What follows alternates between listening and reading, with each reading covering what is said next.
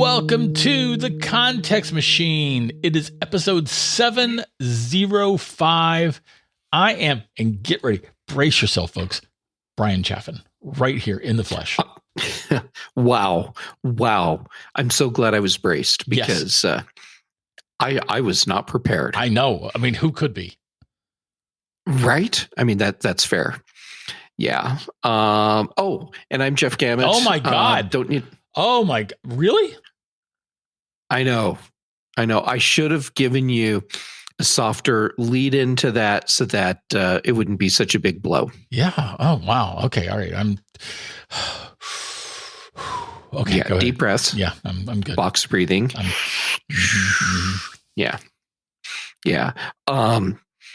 Speaking of being braced and prepared, everyone, just so you know, we have a website, contextmachine.io.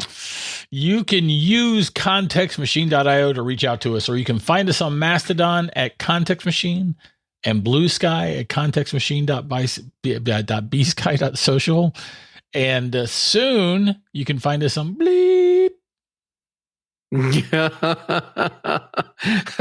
Oh my gosh, that was censored. I wonder what you could have been saying. I don't know. Maybe we'll find out in the next couple of weeks.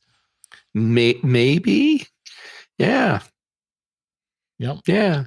Well, okay, anyway, everyone, what Bryan was saying is that you can find us in a detention center somewhere because, I mean, just look at us. That is an excellent point. By the way, we don't have a sponsor this week, and we're still doing a show. Yay us. That's how dedicated we are, people. Yes, newly dedicated.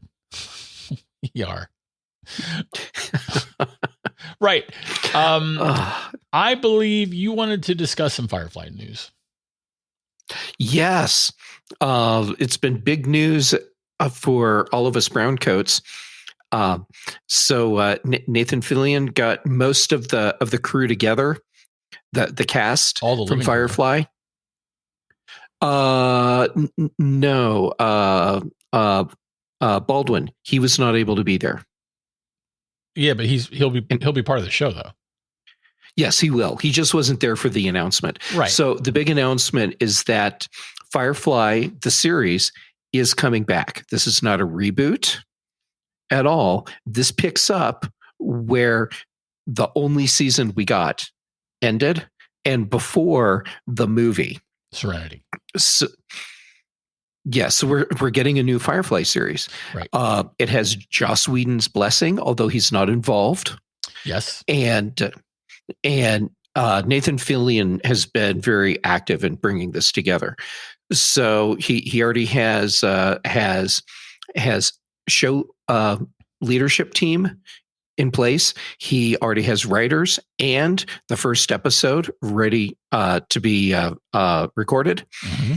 And the whole cast is on board except for Ron Glass because unfortunately he passed away. I haven't heard what they're doing about replacing Ron Glass or if they're going to have him off on his own thing already. Right. We don't know. We don't know that yet.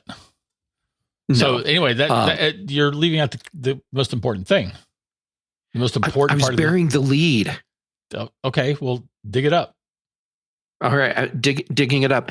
It's an animated series, right? And an animated series is my third favorite choice. My first favorite choice would have been a new live action series. My second choice would have been a new live action film. But an animated series is definitely a fun, good concept. I'm delighted they're doing this. I have a different take on animated series. My take is that it's totally fine. This is going to be animated. It allows them to tell the stories they want without having to have as big a budget to do them. Yeah. And it gives them the ability to tell stories that they might not otherwise be able to tell. That's true. And there's a lot of animation out there that's targeted at adult audiences. Not like that, people. That's not what I mean. Grown-ups. So it'll be grown up stories. It'll be what Firefly was. It's just going to be animated. Oh, and they do have the animation team on board already. Right. And I'm okay with that. Recent shows we've seen that have pulled off animation for quality storytelling. Two Star Trek shows. We had Lower Decks, and we had Star Trek Prodigy. And while they might not have been the Trek for you, Bryan, they were Trek for a lot of people and did have some really good writing. Fair enough. So, but if you hop over on Netflix or Amazon Prime, you can see a lot of amazing animated shows that wouldn't have been able to happen had they been live action.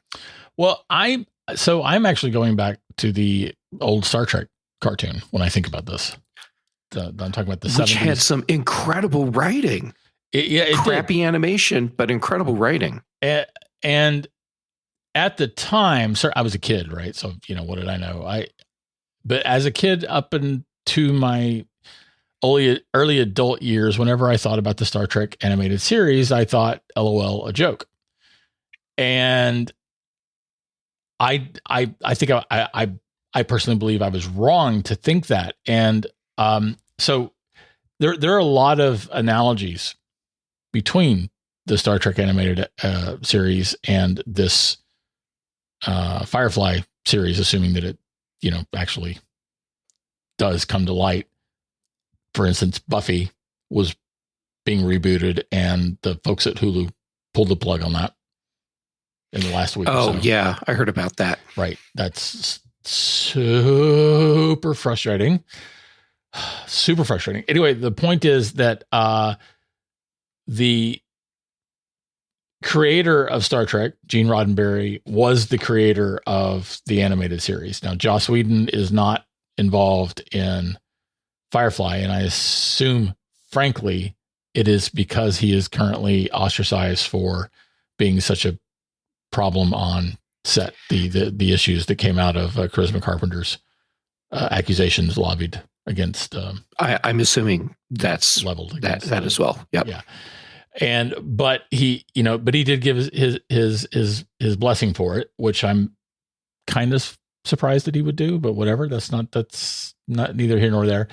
But the original series had almost all of the cast, the original cast, doing the voice work, and so does Firefly, and also the original series had. So there was an episode that sticks in my mind was an episode where they find an alien who is on this like planet-sized ship.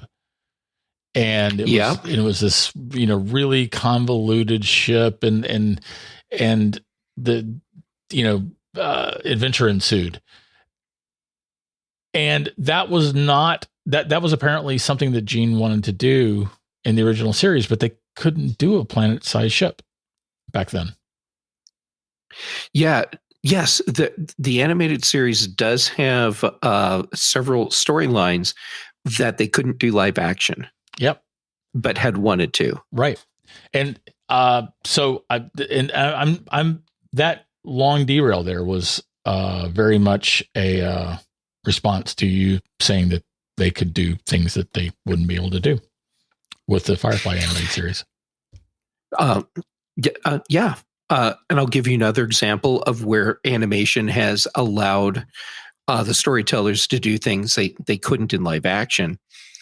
The Star Wars Clone Wars animated series and the series that grew out of that. The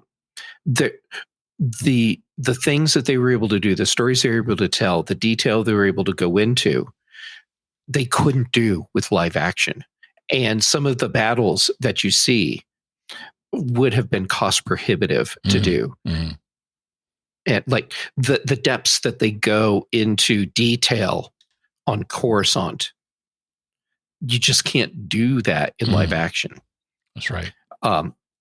So, but the point is, we ended up with some of the best Star Wars storytelling. It just happened to be in animation. Right. That's fair. That's fair. So I'm very excited by this. I can't wait to watch it, and I certainly hope that it doesn't end up getting slashed from some corporate merger. I agree. Or some penis head exec deciding that he doesn't want to do it. Puffy. Excuse me. Sorry. Yeah. That's super frustrating. But anyway, so yeah, that's the news, folks. And I don't think we're breaking this news for almost anyone who cares, but we are very excited by it. The important thing is we're excited, and we're sharing that with all of our friends. Yeah.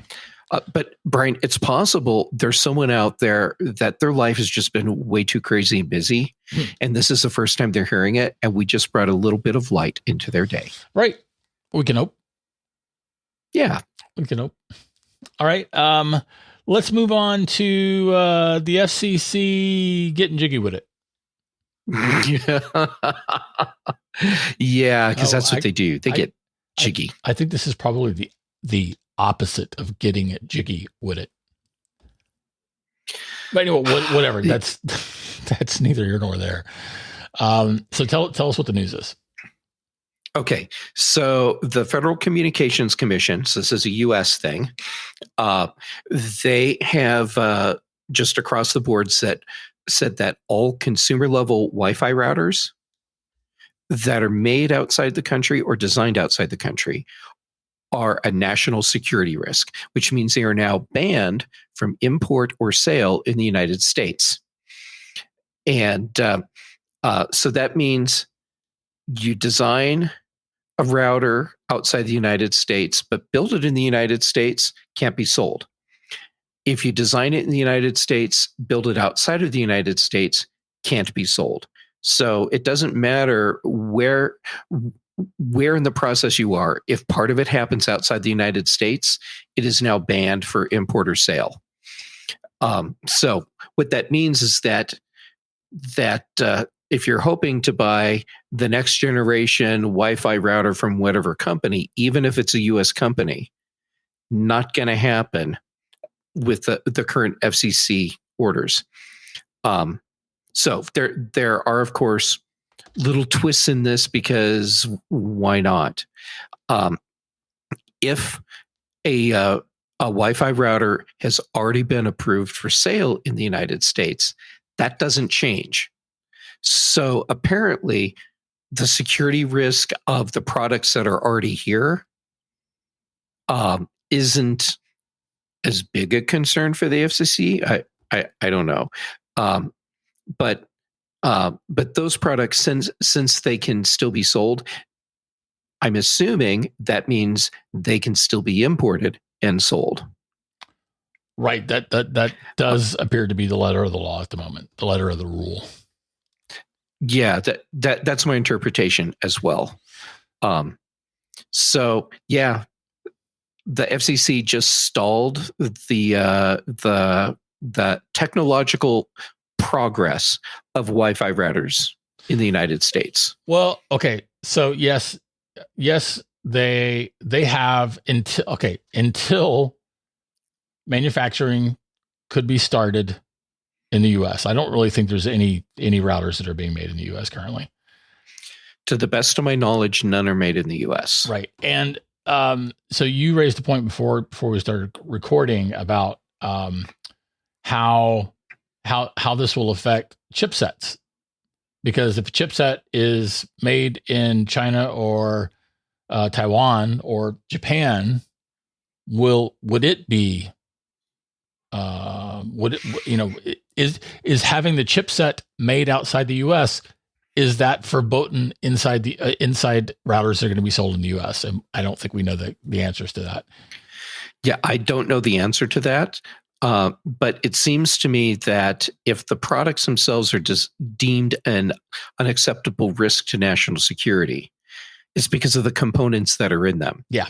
So if you're going to design and build a router in the US that uses chips manufactured outside the US, they better be banned as well. Otherwise, this is nothing more than a hollow political security theater. Yeah, it's window dressing at worst, at best, and a potential to grift at worst.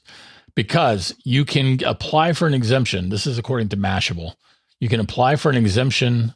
Companies can apply for exemptions for their routers, and I'm quoting, with the Department of, they call it the Department of War, but the Department of War has not been named the Department of War by Congress. No, the Department of Defense. Yes. Let's call it what it is. It's the Department of Defense. Department of Defense. And so you can get exemptions with the Department of Defense and Department of Homeland Security,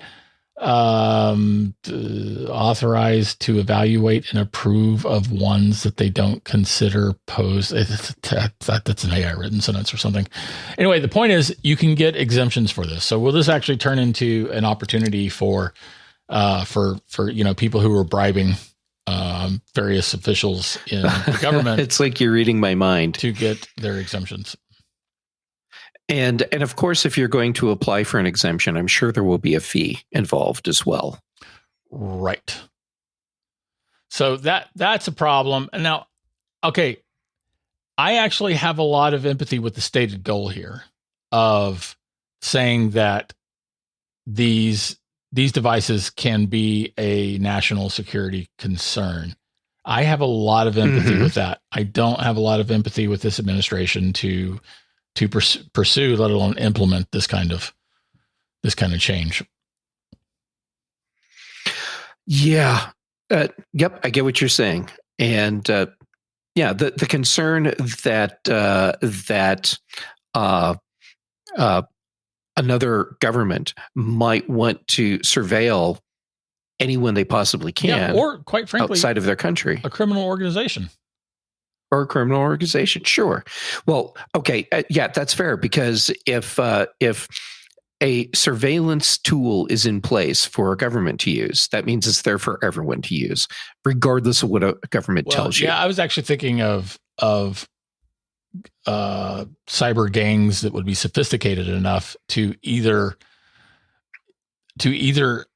get some to by their own mechanism get something onto a component that is being manufactured elsewhere, or to actually just compromise some component. It seems like either, in addition to a government doing it, I think that we are at a point where there are cyber gangs that are sophisticated enough to do that too. In addition to the point that you made, which is any hole available to a government is also available to the private bad guys. Yeah. And as I'm thinking about what you just said, while I believe that these rogue groups, some of them have the technological ability to do exactly what you said, it's probably more cost effective for them to just pay someone through whatever government to get the same tools the government uses. I mean, we've already seen that in other technology spaces where government tools have been purchased and they're being used by the bad guys now. Right. So anyway, this is not great news from the standpoint of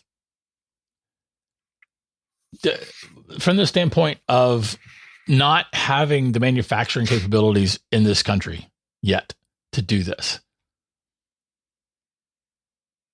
You know, if it's just the chips that need to be brought in and can be brought in, manufacturing inside the United States becomes more plausible in a shorter time frame, but we're still talking years. Yep. Before we could manufacture anything. And if the chips have to be manufactured in the United States as well, then just don't even bother counting years, because it's going to take a really long time before we would have the infrastructure inside the United States to be able to make those chips on that scale. Right. So, this is this is a hackneyed attempt to do a thing. It's just that's a really great way to put it. Yeah. Right. All right. So anyway, there you go. You're welcome. We're glad to deliver that news. Glad I don't need a new router. Although, on a side note, I did have to buy a new hard drive today. Oh. And it just choked me. So my iTunes, my Apple Music library, my personal music, I have on an external drive because it's a lot, and I don't want to have it taking up space on my MacBook Pro. And so the drive that I've been using, it died today. And I went to on Amazon to replace it because apparently it's suddenly hard to find what I want locally. And last time I bought it, I spent $78 for it. And this time it was $99. Exact same drive. Because everything is suddenly costing more because all that technology is being siphoned off into the AI server centers. Yeah, and they're still affected by tariffs too, which is part of what's making that pricier. Yeah, there's that too. Yeah.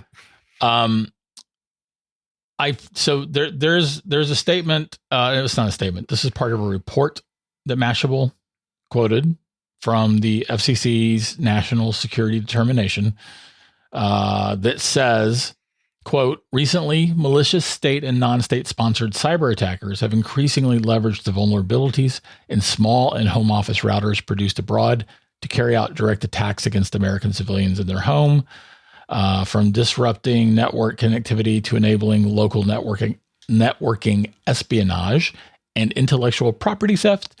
Foreign produced routers present unacceptable risks to Americans. That's the part where I said I empathize with their stated goals. But that said, allowing all routers that are already being sold to continue that have been approved to be sold, because that will include some routers that have not yet shipped, right? Allowing those to continue to be sold doesn't do anything to address this supposed problem. So it's a hackneyed. No, this does not mitigate anything. Yeah. All those other routers are still out there. Yeah. If anything, it just gives the bad guys a frozen set of hardware specs to target. They don't have to worry about new stuff. What could possibly go wrong? All right. I wanted to talk a little bit about audiobooks. I'm working on an audiobook for Accidental Intelligence. I may have threatened to do that before, but now I'm really determined to do it.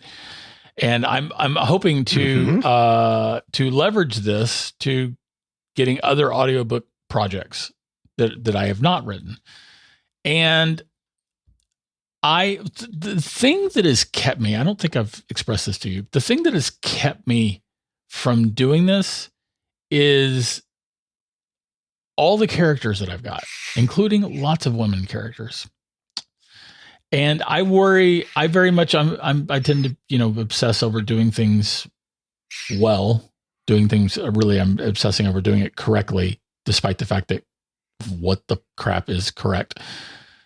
And while I have a ton of male voice characters that I've done, most of them are comedic and wouldn't be appropriate for this. But wait, I thought those were all serious. Give us a light, would you, sugar? See, it's serious. that is some serious stuff. And every time I go to start recording this in the past several years, or certainly since I published the book, I've I get put off by the sheer depth of characters that I've got, the need to do that correctly. So I am studying the wealth of information that has been put out on how to do narration. So that's fun. I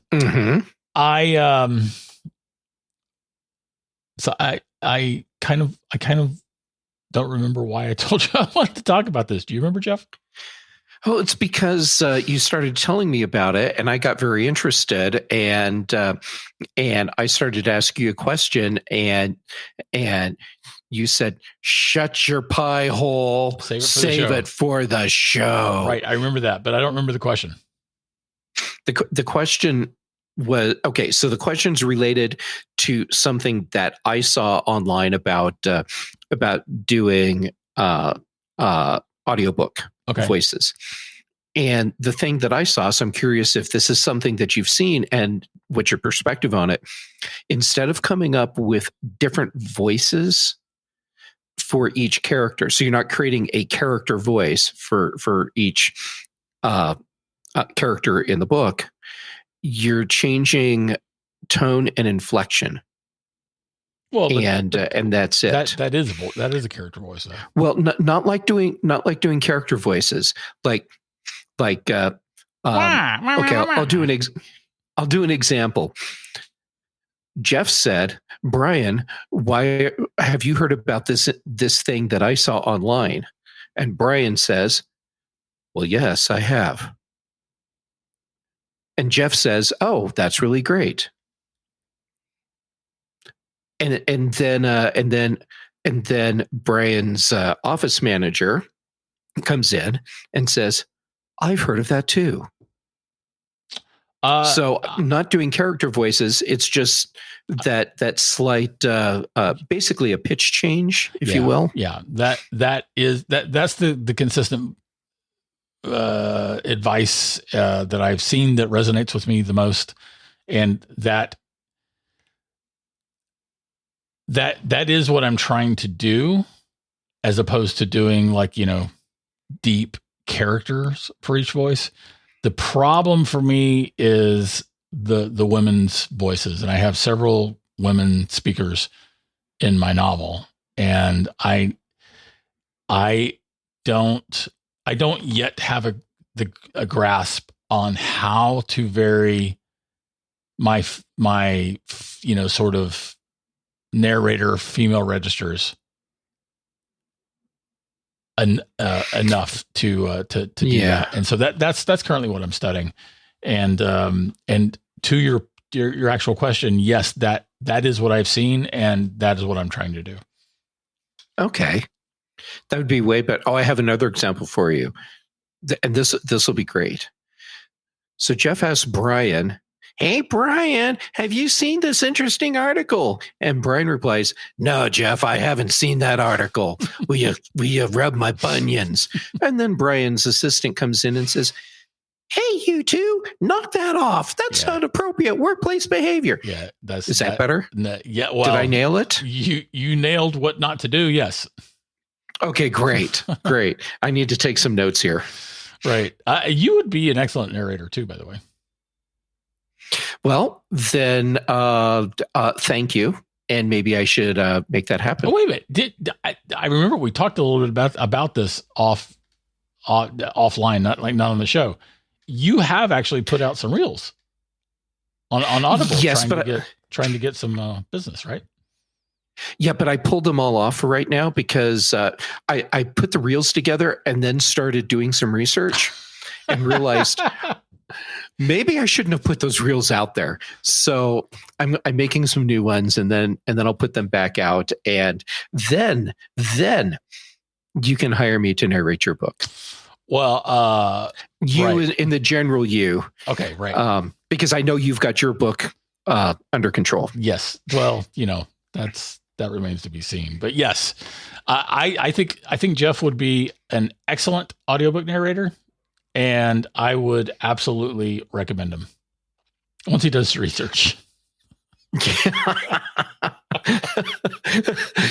I've never let research get in the way of starting something. That's fair. That seems legitimate. So anyway, it is definitely a fun venture, and it is a different venture, and I'm looking forward to bringing my book to life, and I hope that I get the opportunity to bring other people's books to life too. Oh, I have a question for you though. Okay. That Leonid Halton has a very specific way of talking. Yeah. And you've heard me do Leonid Halton's voice. But it's very much a character voice. Should I do it? Should I do that character voice? That character has lived in my head for much longer than the book has existed. This might actually be a good place to break the rule of don't do character voices, because that voice is a part of that character's personality in a way that's different from other characters. So yeah, you might actually want to do that voice. Well, I'll experiment, and then I will ask you to listen and I will bug you and ask you to listen again. Yes, please. Because that's what I do. So the problem, of course, the problem that I could see is that if that's the only character voice in the whole book, it might seem really weird. Agreed. So we need to hear it. Right. Fair enough. So anyway, that's the state of Bryan and the state of Jeff. We're both. By the way, we independently at the same time decided to pursue narration gigs. It's true. And then I promptly forgot that Jeff had done this because it wasn't about me. And then he reminded me live on the show. And said, oh yeah, I remember that now. First I said, oh yeah, you should do narration. And then I remembered, oh yeah, you're trying to do narration. Huh, that's interesting. I feel all warm and fuzzy because you remembered. I mean, you briefly penetrated. It was a long and winding path, but you got there. Yeah, you briefly penetrated the me bubble. So, congratulations. Yeah, you. Thank you. I feel really special now. You should feel something. All right, listen, I'm gonna do this. Then I'm gonna say, that's this week's Context Machine. If you have anything to comment on, add, or question, write us at contextmachinepodcast@gmail.com. Our bandwidth is, we should do a Context Machine freaking address. We own contextmachine.io. We own that. Yeah, we do. We should do. All right, I'm adding it to the to-do list. We should do like a podcast at contextmachine.io. Obviously. Oh my God. Obviously, right? I mean, I can't. Oh, good Lord. Our bandwidth is provided by Cashfly. The bass is by Dr. Boom, recorded just for this show. And that is all for this week. Except for whatever Jeff's going to say. And remember, everyone, hire both Bryan and me to narrate your audiobooks. Yes. I don't think that'll work like you think it will. But, whatever. Whatever.